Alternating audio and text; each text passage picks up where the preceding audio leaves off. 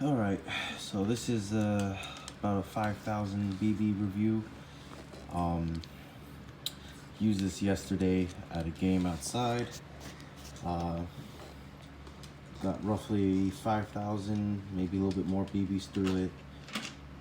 Pretty much only using the HPA drum mag, just because it was kind of cold out, and I only have one green gas mag right now. So in the future, I should hopefully be getting at least 4 more mags, and I'm gonna have them converted to CO2, doing the Devil Hunter mod.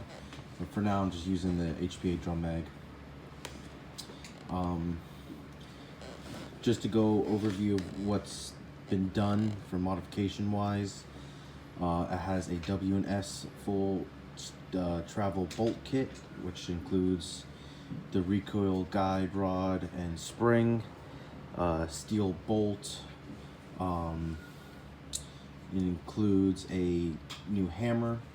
I've also put a Hephaestus selector, the Type B selector.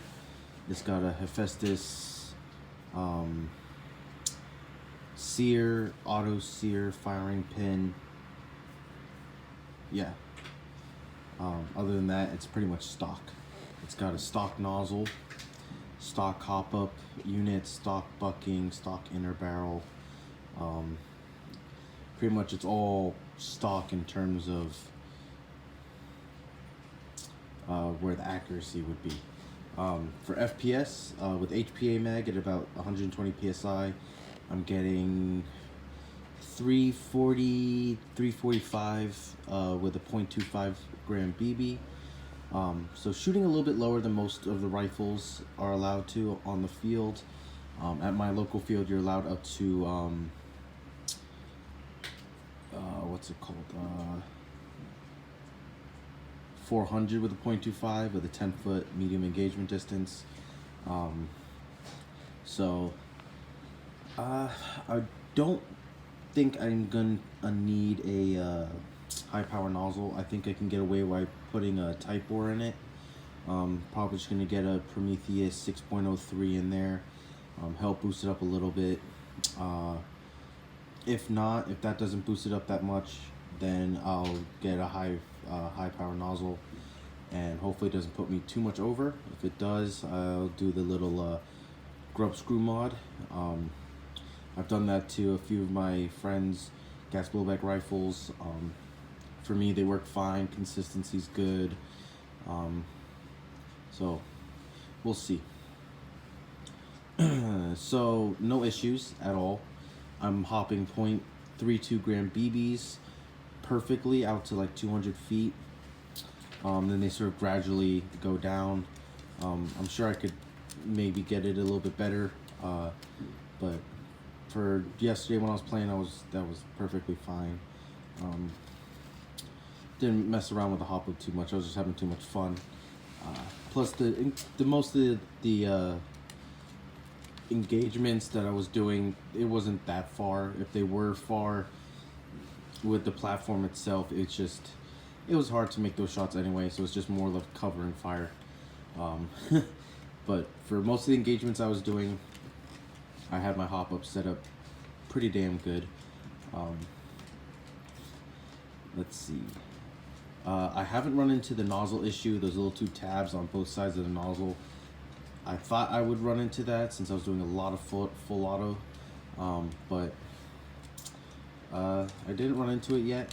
I've seen some people say they just clip them right off, or I see some people say just put a chamfer edge on the tabs. I'm probably not going to take them off. I'm probably just going to do a little chamfer edge. But we'll see. I did a basic field strip of the gun and cleaned it, and I didn't see anything major, no issues. Pretty much no metal shavings, not any wear spots on the bolt and trigger assembly, nothing out of the ordinary. But when I take apart the nozzle, which I'll probably do later today, I'll check on those little tabs, see how they look. But so far, everything is running smooth.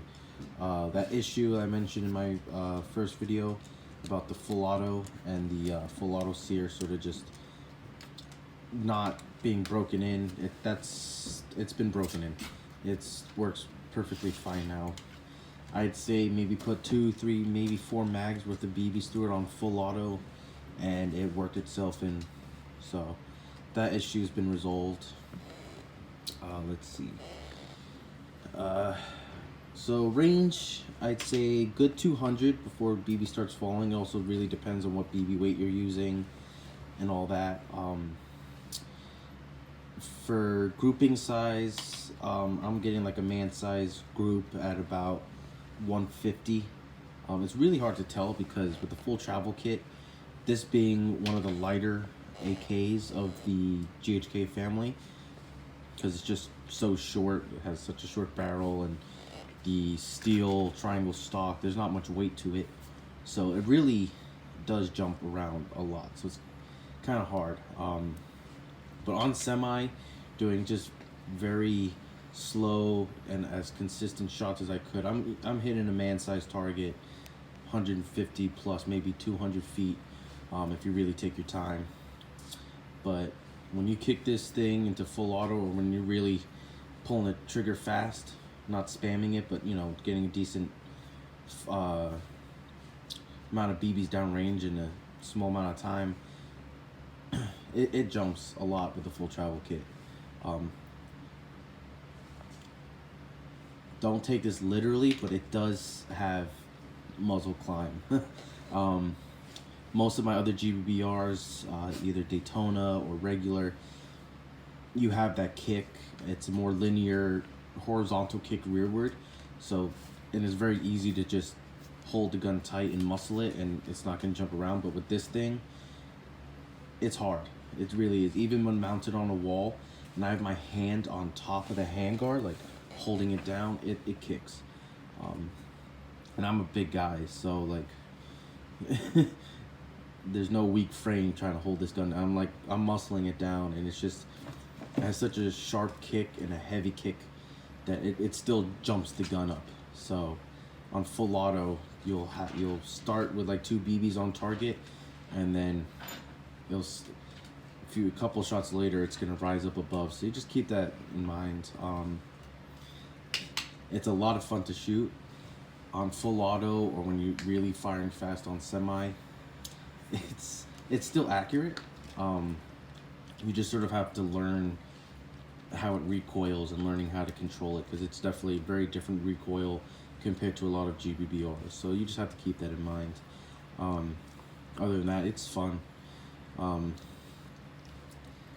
I guess I could compare it to a video game, since I know a lot of people play video games, but you know, like when you first start firing that full auto, the gun kicks up a little bit, and then you sort of bring it down to where it's supposed to be. It's literally what I had to do with this. It just has that kick, and I love it.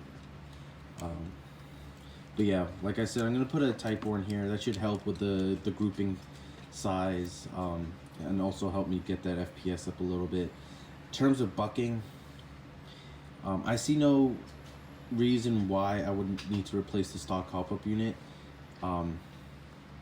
It uses AEG spec buckings and barrels, so that's a big plus. That and my hop-up unit seems to be fine. I didn't lose any hop while I was playing. My gun didn't automatically start over-hopping. I set the hop, it stayed. So there's no issues with my hop-up unit. I know some people, they get lemons out the box and they have to. My friend had to in a couple of his GHK AKs. I didn't. So far, it's been working perfectly, so I'm going to stick with the stock hop-up unit. But put a type bore in there. Maybe a few months down the line, I might switch out the bucking, mess around with different buckings, and just see where I can do. But overall, I'm really happy with the stock hop-up unit out the box. Can't really say anything bad about it. I mean, it works. I was easily able to hop 0.32s. I would say you could probably hop up to 0.45s if you really wanted to. Let's see, anything else about this? Not much else to say. It ran amazing. I had a lot of fun. A lot of people loved seeing it in action. I let a lot of people test fire it, and they had an absolute blast. And it put in work yesterday. I have to say, it was one of the best days of airsoft I had in a while. And not only just I was racking up a lot of kills with it, but just the overall satisfaction of that full travel kit in there, just it blew me away. So, but yeah.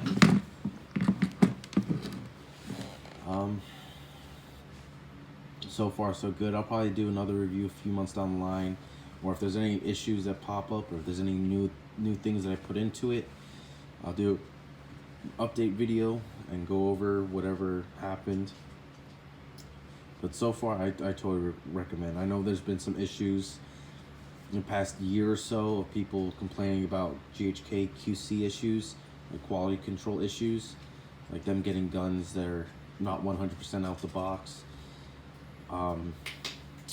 I haven't had that issue. To be fair, on my part, as soon as I got it, I did replace most of the trigger group and the bolt assembly and all that out the box. So take that with a grain of salt. My experience may differ a little bit, but for the hop-up unit, like I said, that's all stock. So I've had no issues with that. So that's one of the main issues I've heard of, was just the stock hop-up units being trashed. But this one has been wonderful. So if you have any recommendations on what you do with your stock hop-up units, like if you've modified it for flat hop, or what type of bucking and inner barrel you use. Like I said, I'm probably going to do a Prometheus 6.03 inner barrel, but what I want to try to do a Promi purple flat hop type of situation if I can. If you have any advice on that, just let me know. Yeah, hopefully you find this video informative.